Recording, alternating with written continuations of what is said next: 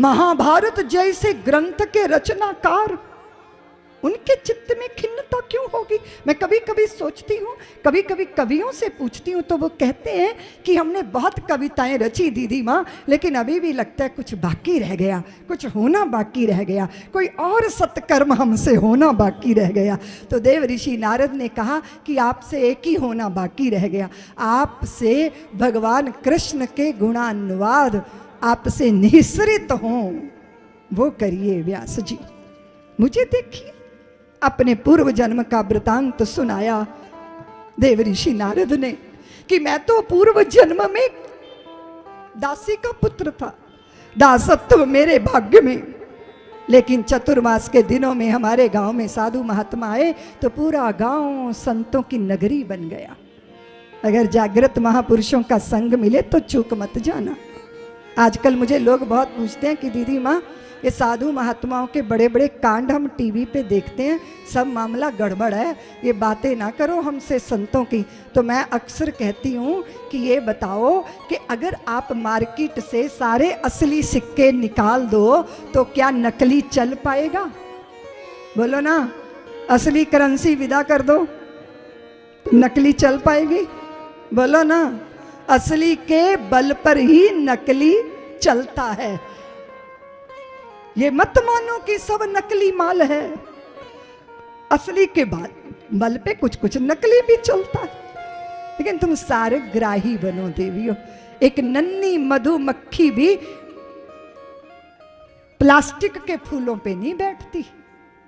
अगर प्लास्टिक का फूलों का गुलदस्ता हो और असली फूलों का गुलदस्ता हो तो मधुमक्खी कहाँ बैठेगी? बोलो ना। तो तुम मधुमक्खी से भी गई बीती हो गई।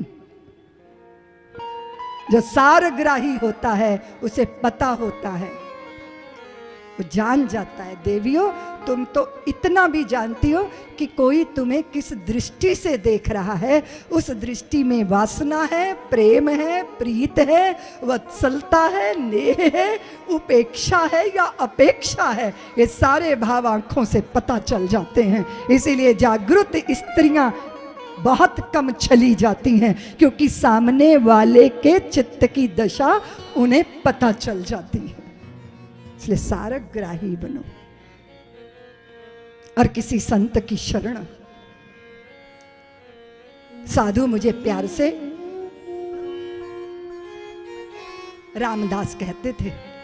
मैं कभी मंजरी तोड़ता, कभी तुलसी दल तोड़ के लाता, उनकी सेवा करता, गैया दूही जाती उनकी सेवा करता, और मेरा सारा गांव भगवान के नाम से निमज्जित हुआ। बड़ा प्रभाव पड़ता है देवियों।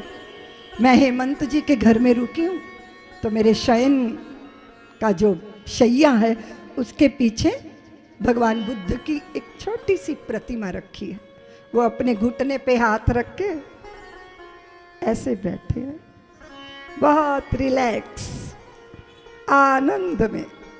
जैसे ही उस प्रतिमा पर दृष्टि जाती है तैसे ही आपके चित्त का जो उथल पुथल है, वो जैसे ही आप गोपाल जी का दर्शन करोगे आपके मुखारबिंद पे बड़ी सी मुस्कान आ जाएगी। अभी विचार चल रहा था कि बद्रीनाथ में बर्फ पड़ रही है और पट बंद होने वाले हैं, तो वहाँ के चारों तरफ के वातावरण का चित्त पर, जिसका स्मरण करोगे उसका चित्त पर आपके प्रभाव पड़ेगा। आप किसके साथ हो, महत्वपूर्ण ये है देवियों। ये नहीं है महत्वपूर्ण कि आपके पास धन क्या है, पद प्रतिष्ठा क्या है, आपके पास कितने बड़े बड़े प्रतिष्ठित लोगों के साथ आपकी पहुंच है। महत्वपूर्ण ये नहीं है। महत्वपूर्ण ये है कि आपके पास संग है अच्छा कि नहीं है। अगर आपके पास अच्छा संग है तो आपको अच्छे बनने का मौका है, और अगर आपके पास कुसंग है तो आप अच्छे होकर भी बुरे बन जाओगे, क्योंकि कुसंग आपको ले डूबेगा। इसलिए आप किसके साथ उठते बैठते हो, ये नहीं है बात कि आप क्या हो। तो किसी ने बहुत सुंदर लिखा, उसने एक लाइन लगाया और ऐसे 3 बनाया। कितने हो गए? 13। किसी ने कहा 13 हो गए, किसी ने कहा कि उल्टी बी है किसी ने कुछ बोला, किसी ने कुछ बोला, उसके बारे में समझ नहीं आया कि ये 1 और 3 है, ये 13 है, ये क्या है। लेकिन जैसे उसके आगे ए लगा दिया और पीछे सी लगा दिया तो पता चला ये क्या है, आगे ए है पीछे सी है, तो बीच में क्या होगा?